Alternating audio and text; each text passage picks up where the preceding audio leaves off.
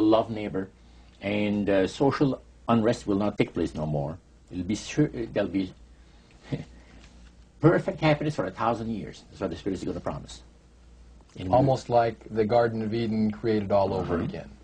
And now we find that a lot of preachers are preaching the great age of glorious new age of victory, victory over wars, victory over social unrest, victory over famines, and victory over all kinds of... and he used the words New Age to describe what was coming. It would be a glorious new age, yeah. And this is exactly what the movement is all about today. And he went on and said, as I said earlier, that as life on this planet becomes more and more difficult, and calamities will strike the planet more and more frequently, the spirits at that time are going to put all their effort to impress religious leaders, to bring before the masses of the earth the sacredness of Sunday. See? He will teach Sunday sacredness. And with the religious leaders, looking forward to 1,000 years of perfect peace on earth, they will put all their effort into it. Then laws will be passed by governments. One person asked, what's going to happen about people that don't believe in the Spirit's recommendation? The priest says, that'll be no problem at all. Laws will be passed by governments that will force people to go along with it, regardless of whether they believe in it or not. And he says the law enforcement officers will explain to people, make it clear that such a law is necessary to assure the well-being of all people. He says the laws will be passed with no effort at all. And then he went on and he said about the fact that the venerability of the sun, which in ages past was such an irritant to the Creator. All these great nations and other nations, the smaller ones, were all involved in sun worship. And in those centuries, the Creator found that teaching of worship of the sun to be a terrible irritant. And he said, it is going again to take place, but not in worshiping the sun, in remembering Sunday to keep it holy. He made a statement I will never forget. He says, by the observance of the day upon which the master, Satan, has placed the unction of his authority and power, see, he receives homage, regardless of whom people claim to worship. Isn't that something? So, can you understand now why I had 28 Bible studies in 1 week and started to go to church on Sabbath? And I never missed since until I became sick. The issue of a day of worship came up in that meeting. Was Sunday the only day mentioned? Well, you see, the priest mentioned, yes, about the fact Satan has chosen Sunday as his day. The Creator has chosen the 7th day of the week. Lucifer has chosen to call his day the first day of the week, Sunday. See? And regardless of what people claim to worship, worshiping God, the Creator, by observing that day, that particular day, they are bringing homage and respect. Now, at that time in your life, you were 20 years old or so. Had you ever heard of a Seventh-day Adventist? Never in my life. In that meeting... They didn't talk about Seventh-day Adventist. They talked strictly about Adventist. Well, they just talked... But they did... The word Adventist was mentioned. The priest was telling us that necromancy, as I mentioned earlier, is the belief that the dead have entered into a higher state of existence, etc. And he says, for centuries, friendly demon spirits have worked diligently to establish and uphold in the religious convictions of all people the belief that man has an immortal soul. See?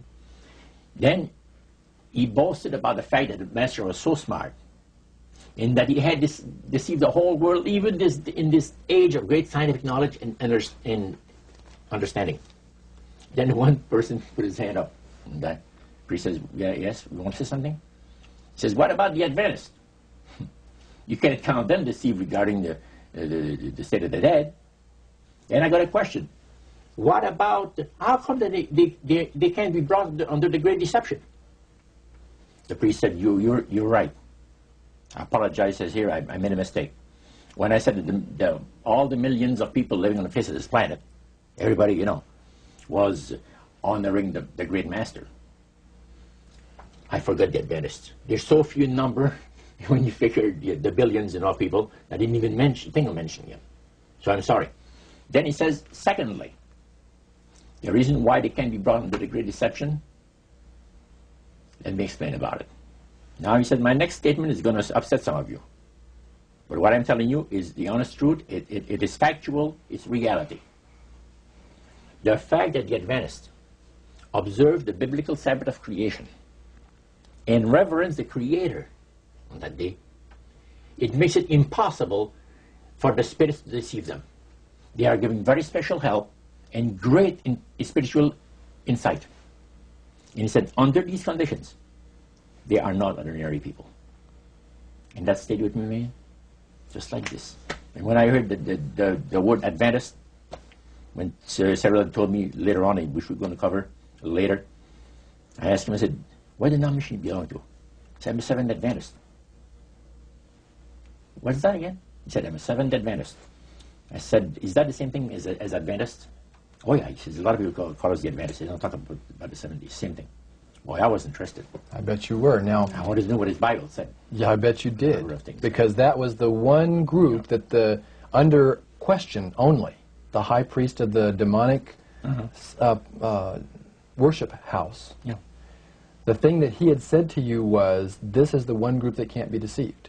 That's right. And so somewhere back inside that, that resistance you had came out and you awoke.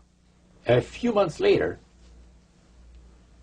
that experience, unique experience, was instrumental in helping me make a decision for Christ.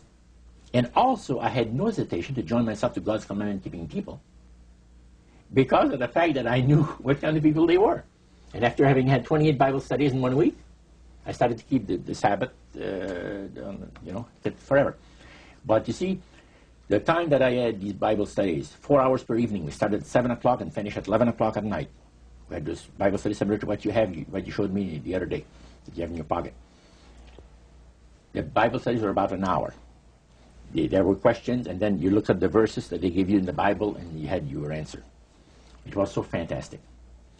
And the Spirit of God was really ministering to me the graces of redemption. Every moment of all those Bible studies was precious. Precious, precious, precious. Roger, at that time, your major language was French. You did not speak English, and all of this happened in the French language in Montreal. How long after you became a Seventh-day Adventist, or after you learned of Seventh-day Adventists, did you read the book Great Controversy by Ellen White? Well, I joined the church. I first had the Bible studies in October of 46. In April of 47, I was baptized into the church. In September of that year, Hilda and I got married. And the French church in Montreal gave us, as a wedding gift, the Conflict of the Ages series. And I had not read the Great Controversy up to then. But then you read it. Yeah. And what went through your mind when you read the book Great Controversy, thinking back on the experience you'd had maybe just a year or so before? That's right. What went through your mind? This person is inspired. This person has got knowledge that nobody else has on the face of the earth, except, the Spiritists that I was mentioning, because it's so unique. Well, I find it very remarkable that they were willing to share the strategy that Satan is working on with this group. Of course, their plan was that it would never get out. That's right. Under seal of death. That's right. Their plan is that you don't have to worry about saying anything about the Great Master. Because as soon as anybody strays some, the spirits will tell the high priest right away what's taking place. They did with my Bible study on Wednesday night. I studied on Monday and Tuesday. By Wednesday night, the spirit counselor appeared to the high priest and says, you have one of your defectors. He says, that mono guy, you're going to get rid of him.